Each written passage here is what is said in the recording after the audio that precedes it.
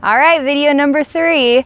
So far in these last few videos, you have learned about divine timing and allowing the space to just be as it is. You're ready to heal yourself, or you're ready to heal somebody else. You got to go into the wound. The wound could look like anything. The wound could look really disturbing, or the wound could look really immaculate and beautiful. But we're finding ourselves in this space, okay? We allow the space to be as it is. So we've also learned too that spaces can look in all different types of ways, and that's part of the wisdom. So we allow the space to be again as it is.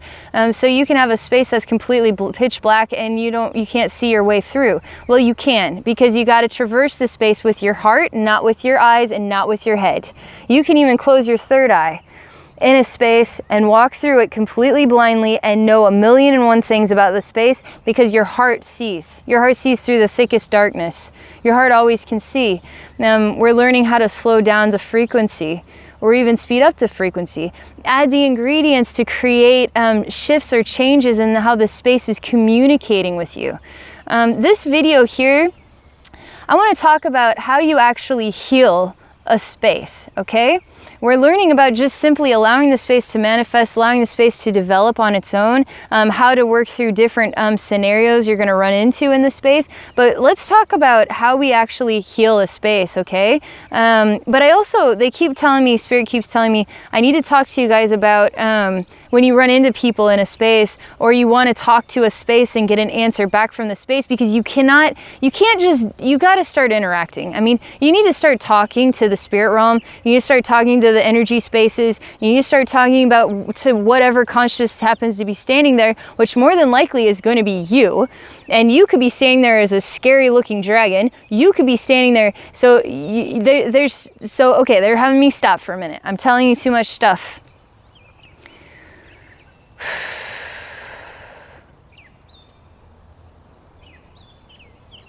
Okay, so we're in an energy space. They're showing me this energy space happens to have a purple floor, and the floor tilts downward, so like an upside down pyramid. It looks almost like a house because it's a box shape. It almost looks like a house that was lifted up off the ground and then put upside down, and you're standing here. You're looking around in this space and you're wondering, what does this space have to do with me? What is the ingredients this space needs in order to experience balance? They're telling me two things at the same time. This space is also watching you. This space also has eyes. This space also has feelings. This space has memory. This space has meaning.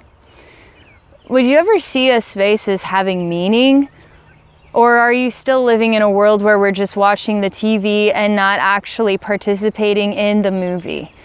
You're participating in the movie this time. And you can talk to any of the spaces, any of the faces that you run into. You have a right to say whatever you want to say to them and allow them to respond.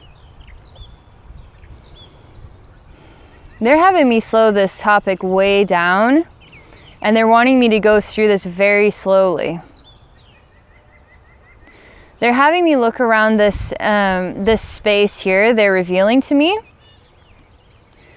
I feel like I don't know what to do here. I feel like I'm standing in this space and I don't really know what to make of it. I don't know what it needs. I don't know if this is actually out of balance, or maybe there's like some kind of harmony that's out of tune here. I'm supposed to do something here. I'm just kind of looking at a very unusual space, and I really don't know what it means to me. I don't know how to translate this. So you choose to take the approach of sitting down. You notice that there is a floor here, and you're just sort of levitating above the center of what is like an upside down pyramid, a purple one, and you're just sitting on an invisible floor, or just levitating there, and you're sitting down.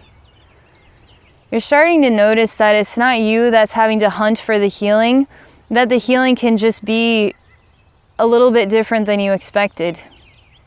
As you sit down here, you decide to lay down. You reach your arms out to the sides, you spread your legs out, kind of like a kid that's making a snow angel, but there's no snow here. You choose to look up above your head, which you hadn't tried that yet. You look up above your head and you see a very unusual black star. And there's white light that comes from it as well. You wonder if maybe you should be scared, maybe you should run, maybe you should stop this journey right now. Maybe this journey is not a good idea. They say you're protected. Did you know that you're protected when you go into the journey state? Did you know that there's nothing scary here? Only yourself. And whatever you are afraid of, this is what you are afraid of within yourself.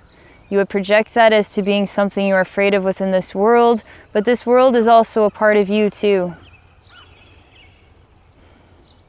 So we're going to be patient and we're going to trust in the experience, and we're going to allow this black star to come down from the sky. It's just slowly descending downward. There's a little more vulnerability, there's a little bit more concern, maybe I should run away. The star comes all the way down, and I see it as what is like a little boy that is half black energy and half white light energy. The boy shows you his heart, and you see a yin-yang symbol. The boy reaches out his hand, and now you start to realize your heart is fluttering, and you cry because he is a reflection of like a soulmate or a twin flame. Spirit realm says you never would have known that if you would have ran away, because the image was something that was vulnerable for you to see.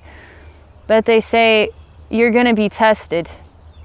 You're going to see vulnerable things, but you need to be patient and you need to trust in the process. And now be pleasantly surprised. The boy reaches his hand out for you and asks you to please stand up. Do not fear me. You say, I'm confused. Why are you here? Spirit realm says, oh, so you're talking to this boy that has appeared in your journey? You're actually choosing to talk and get to know who this is? That's very important that you do this. It's very important that you have conversations. The boy says, I am here because I love you. We get an echo that reminds us of the story of the boy with the heart, a box of chocolates, and the teacher, and how vulnerable she is to receive love. And this boy now is a reflection of love so immaculate that you feel just like breaking down and crying. And you do, as a human being, you actually do. In the journey state and as a human being, you cry. The boy kisses your forehead and he says, I'll love you for all times and all places. The spirit realm asks you, is this boy evil?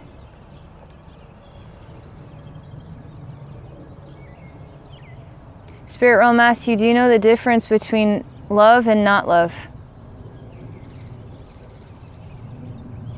Spirit realm says, this is us teaching you right now. A lot of human beings do not trust. A lot of human beings close their heart off. A lot of human beings, if they were in this journey right now, would be overwhelmed by this. They say you feel moved, you feel healed inside because the boy's love is so pure. And you let that love then into your heart, a black star with white light into your heart. Spirit realm says it's time to forget everything you've ever been taught about good and evil, because darkness is not evil. Darkness is just simply darkness, and light is simply light. Evil is an emotion. Evil is a feeling. And love, when it feels healing and nurturing and transforming, and you feel like melting, is not evil. Evil will not make you feel this way. Evil will intimidate you. Evil will give you an anxiety. Evil will have you running around in your head. Evil will trick you. Evil will try to play all types of games with you. But evil will not make you feel moved inside your heart. Evil will not remind you of a twin flame that is beckoning for your love and reaching their love out to heal your heart. Evil will not remind you of these things. The spirit realm says you're only going to truly understand this when you step into the spiritual atmosphere of somebody who is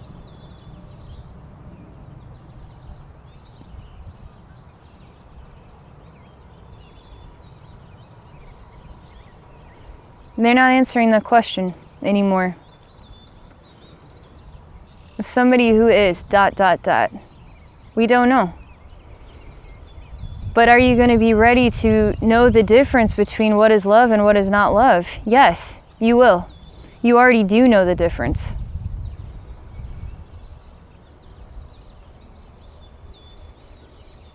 How do you heal somebody in the energy space? How do you heal a space? How do you heal this boy? Does this boy actually need healing in this scene? Or is it you that needs healing? And the healing you need is related to vulnerabilities with receiving love, vulnerabilities with companionship, vulnerabilities with spirit realm, what love could look like. Allow yourself to receive love when love is there for you, and don't resist it.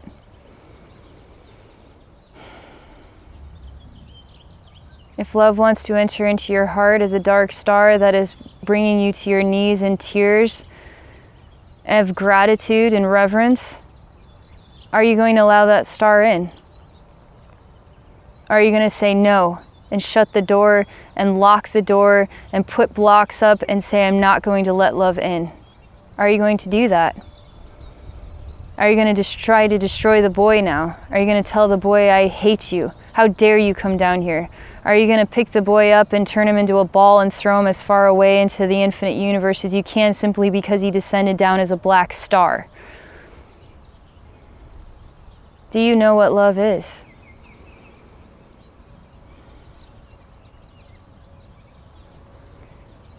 You start to see a reflection of you having vulnerabilities and hesitations.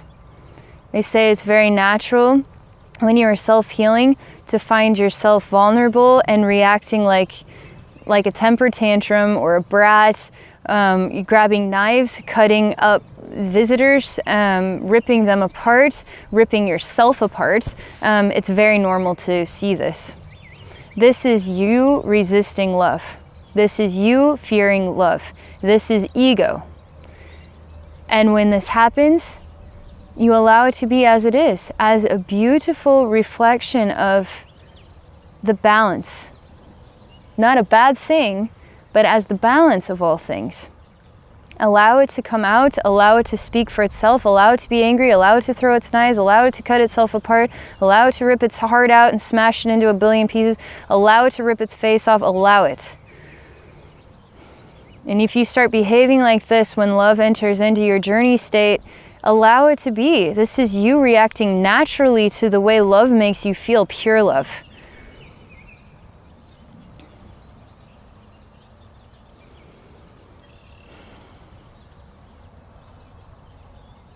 We are patient with you, the spirit realm says. I, Abby, still, to this very day, have reactions like this in my spiritual atmosphere. I still react like this. And I have let go of so much junk. Oh my God. I'm so free. I'm so healed. I feel so pure inside, but I still come across parts of myself that are vulnerable. And I probably will for the rest of my life. Oh, we just continue to let things go. How many times in a day do we have a negative thought? Thousands sometimes. Hours and hours and hours we can have negative thoughts. So is it so hard to believe we might have a trillion versions of vulnerability in our spiritual atmosphere that we need to let go of? Trillions and trillions and trillions. Because how often are we saying positive things is the only thing? We just talk for hours about how much we love ourselves on a level that is actually genuine and just honoring of the self. So in this version of a journey scene, we just allow everything to be as it is, ripping, shredding. It will calm down. It will find a way to let go, and it will feel even more vulnerable, but it will feel weak to allowing the love in now. And it will give up and it will say, yes, I allow myself to receive you. And in that moment, bam, what you're really saying is, I allow myself to receive love. Even though the love happens to be challenging you and looking like something that you would be afraid of, it's teaching you how to tell the difference between what is love and what is not. You can actually tell the difference because love makes you feel like ripping yourself apart because it's so beautiful and you want to feel that, but you're scared and you're afraid. And when you let that love in, you melt. This is you transforming yourself as a demon. It's you transforming your own ego, which can be a demon. And now you feel lighter, you feel charmed, you feel like you're walking on the clouds, feel elevated, you feel different, you feel like you can't even believe that just happened. You're going to be in a daze for days now. It was so much that you end up coming back into your body and you open your eyes and say, wow, what was that? I want to find that star again. I want to meet that boy again. I want to go back. I want to try that over again. Thing is, it's just like trying to get back into a crazy dream. You got to allow it to happen again when it is meant to. It was exactly as it was meant to be right then and there. And you're going to have amazing experiences that are going to blow your mind. And this is just one of those.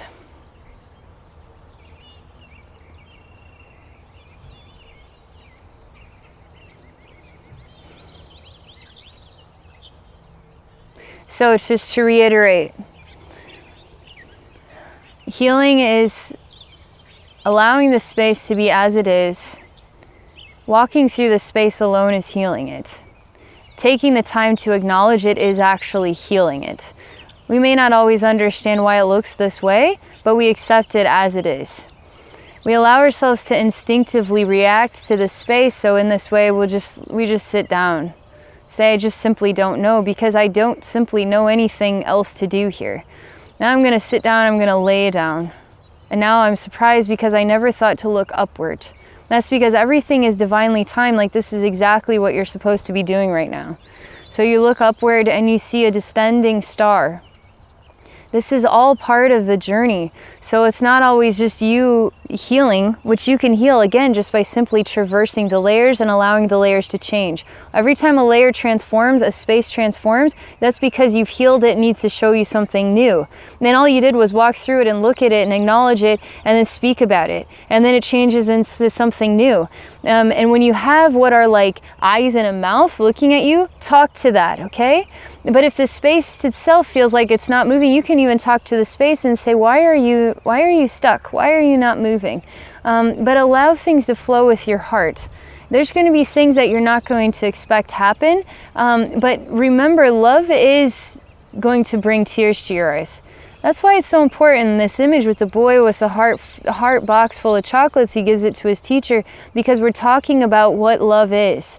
And in the energy space, we're working with these frequencies to transform your life and transform somebody else's life. You can go into a wound that looks like a hell space, and you can just simply say, I love you. You can simply allow yourself to be an echo of what Jesus means to you, or Buddha means to you, or Mother Teresa means to you, or Archangel Michael means to you. Just transform into that essence and then be that essence for this space. Because this is the one thing in your heart you feel inspired to give as your gift of healing for a wound, an energy wound. But don't be afraid too to allow the healing to be received in other ways, because you might be healing yourself and be surprised to discover somebody else is there to heal you today. Are you going to allow that healing in, or are you going to push it away? And if you do react negatively, like ripping yourself apart while they're just standing there waiting, that's totally normal too. Is to allow yourself to get that reaction out. It's not actually hurting you, it's healing you. So you just allow the reaction to come out.